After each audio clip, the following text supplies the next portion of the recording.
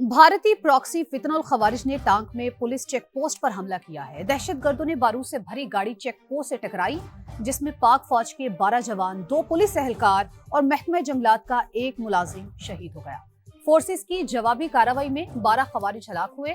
उधर बलूचिस्तान में सरगर्म Indian sponsored दहशतगर्दों की सरकूबी के लिए भी सिक्योरिटी फोर्सेस का ऑपरेशन अल अज़्म जारी है।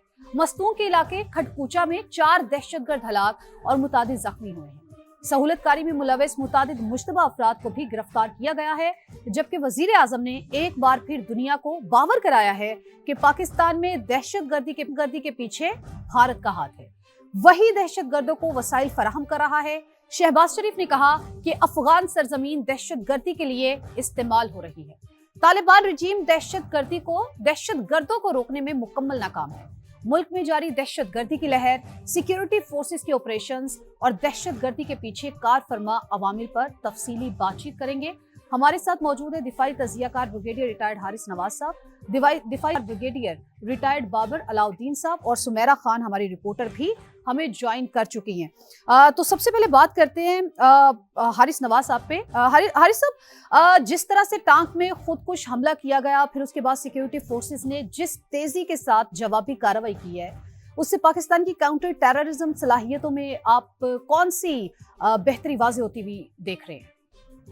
लेकिन सबसे बड़ी बात यह है कि भारत को जिस तरीके से फील्ड मार्शल तेजाब मुनीर ने जिल्लत में शिकस्त दी, मार के हक में मुंह काला किया, हजीमत होनी पड़ी, आइसोलेट कर दिया और हम रीजनल स्टेबलाइजर बन गए और फील्ड मार्शल की दुनियादारी करने लगे, ये भारत को बर्दाश्त नहीं हो रहा। और हर मौके पे वो कोशिश करता है कि पाकिस्तान नुकसान पहुंचाए, डिस्टेबलाइज करे। अब प्रॉक्सी के पीछे पड़ा, हिंदुस्तान, फारिज और फिर अफगान तालिबान रजीम, इन सबको वो सपोर्ट कर रहे हैं। बात यह कि आपके सामने हम 200 से ज्यादा इंटेलिजेंस बेस्ड ऑपरेशन रोजाना कर रहे हैं। बलूचिस्तान में कंबाइन हमारे ऑपरेशन, मिलिट्री ऑपरेशन हो रहे हैं, केपीके में भी इसी तरीके से हो रहे हैं और बहुत प्रोफेशनल तरीके से किए जा रहे हैं। और 90% आपने देखा होगा हमने कितने ज्यादा ये दहशतगर्दों को जानलेवा किया। Exactly. वन ऑड इंसिडेंट होता है कि वो निकल के आ जाते हैं, अचानक वो करते हैं, लेकिन उसमें भी आप देखेंगे बार वक्त कार्रवाई प्रोफेशनल तरीके से इमीडिएटली 12 दहशतगर्दों को मार दिया गया। और अभी भी सैनिटाइजेशन कर रहे हैं कि जो भी वहाँ छुपे हुए हैं उन सबको खत्म किया जाए, किसी को न छोड़ा जाए। दिस स्पीक्स के हमारी सिक्योरिटी फोर्सेस बहुत प्रोफेशनल तरीके से बहुत प्लान करके ऑपरेशन कर रहे हैं और तैयार किया हुआ कि कोई कुर्बानी देनी पड़ी, कोई शहादत देनी पड़े, वी विल नॉट कॉम्प्रोमाइज। यही फील्ड मार्शल तेजाब ने भी बात की है। लेकिन इसके लिए बात यह है कि जो 14 हमारे नेशनल एक्शन प्लान के पॉइंट्स हैं उन पे अमल दरामद क्यों नहीं, दैट इज वेरी इंपॉर्टेंट। अगर हम वो करें तो हमारा काम बहुत आसान हो जाएगा। जो फौज अपना काम कर रही है, लेकिन जो government of Balochistan, government of federal government ने करना है, उनको अपने काम जरूर करना चाहिए। जिस तरह से आपने कहा, आपका पॉइंट ही लेकर आगे चलेंगे। बाबर साहब भी हमारे साथ मौजूद है, बाबर अलाउद्दीन साहब। बाबर साहब, क्या कहेंगे जिस तरह से ब्रिगेडियर रिटायर्ड हारिस नवाज साहब भी गुफ्तगू कर रहे हैं? उन्होंने कहा कि इंतहाई प्रोफेशनल तरीके से पेशावराना सलाहियतों को बरूए कार लाते हुए हमारी जो सिक्योरिटी फोर्सेज हैं वो भरपूर तरीके से इकदामात कर रही हैं, जवाब दे रही हैं और ऑपरेशन जारी है, सैनिटाइजेशन ऑपरेशन जारी है और इंशाल्लाह एक ना एक दिन दहशतगर्दी का कला कमा होकर रहेगा।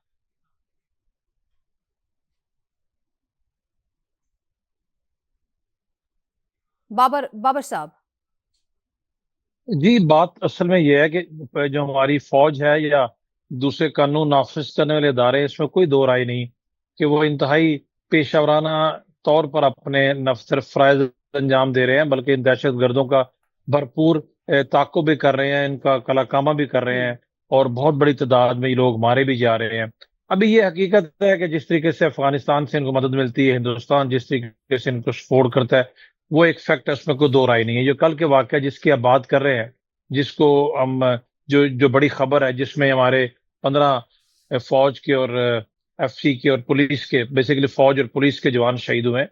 मैं इस जगह को जानता हूँ। ये बेसिकली इनको तकलीफ ये थी कि बड़ी इंपॉर्टेंट क्रिटिकल हमारी ये जॉइंट चेक पोस्ट थी, जहां पर इनका आना जाना आमदरफ्त इनकी रुकी हुई थी, चेक होते थे यहाँ पर।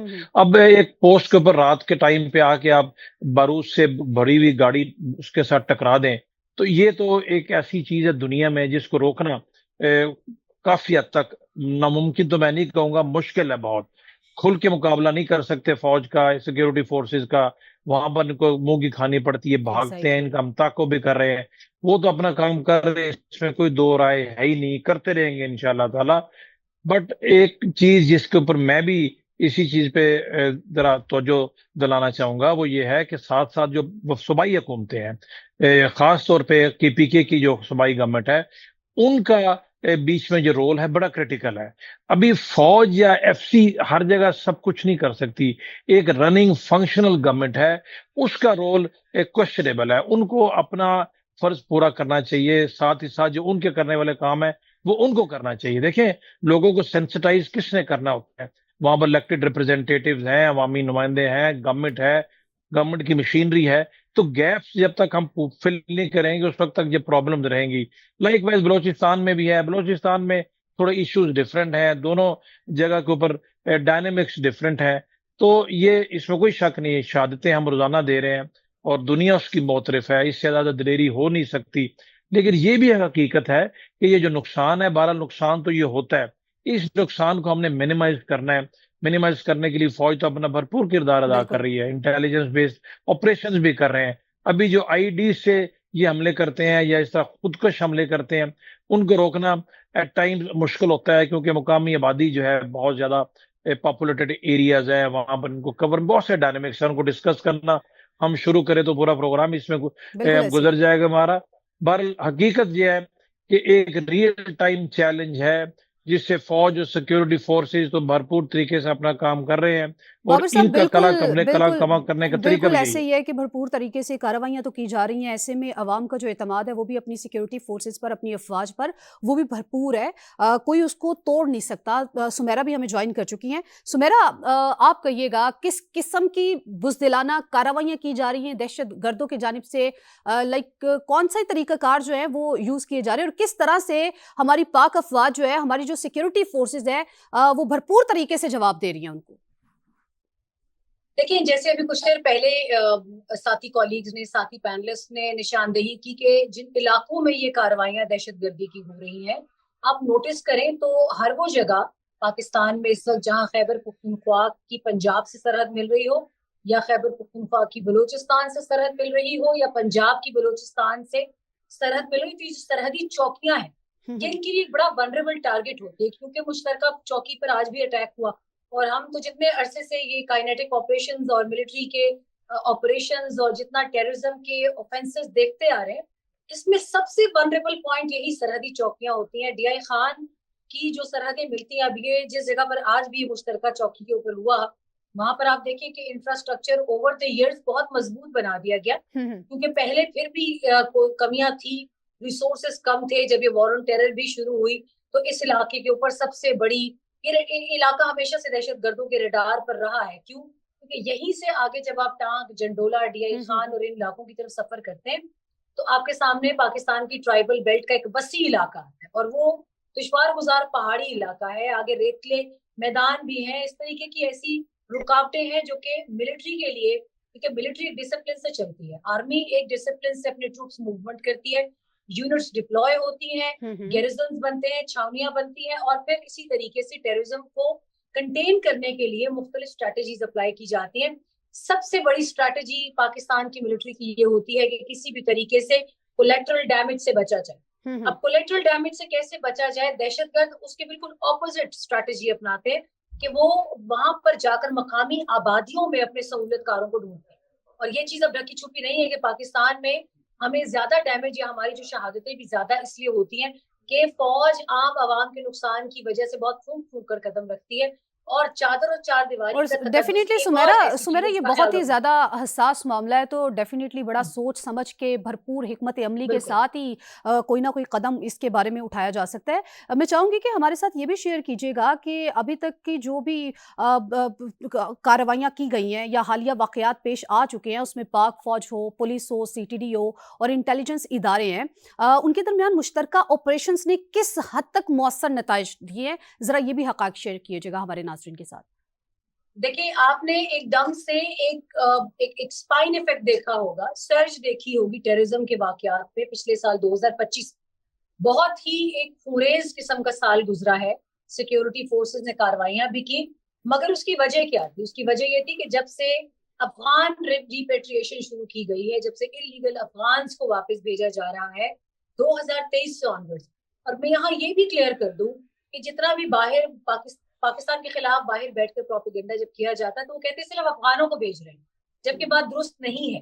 یہ ایک انلیگل فارنر ایکٹ ہے کہ جس کے ذریعے تمام تر انلیگلی ریزائڈنگ فارنرز کو بھیجا جا رہا ہے.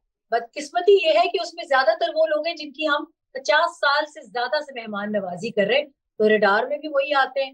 آپ جس سوسائڈ اٹیک کو اٹھائیں, جس B B I D attack کو اٹھائیں, جس آئی ڈی اٹیک کو اٹھائیں, اس کے پیچھے سے آپ کو افغان شہریت ملتی ہے. تو اب ہم کیا کریں؟ اب اگر صومالی شہریت ہوگی تو صومالیہ ہی بھیجا جائے گا ان کو واپس ڈیٹین کر کے اور ان کو انٹیروگیٹ کر کے. لیکن افغان اس کے اندر ایک بہت بڑی تعداد میں شامل ہے. یہاں پر میں آپ کو یہ بتا دوں کہ آپریشن عزم استحکام کا نام دے دیا گیا تھا ایک پروپیگنڈا بنانے کے لیے, جبکہ لوگوں نے سمجھا ہی نہیں کہ وہ ویژن عزم استحکام ہے, اور یہ اس تمام آپریشنز کا نچوڑ ہے کہ جن کو ماضی میں پاکستان کی ملٹری انفورس کرتی رہی اور اس کے بہت خاطر خواہ نتائج ملے. حتیٰ کہ جب ہم نے رد الفساد شروع کیا فروری 2017 میں, وہ آپریشن تھا کوونگ آپریشن مینلی, کہ اس میں ہم نے صرف پاکستان کے پورے علاقے میں صرف یہ دیکھنا تھا کہاں کہاں ریڈ لائن آ رہی ہے, جبکہ دہشت گردی کے اوپر بڑی حد تک قابو پا لیا گیا.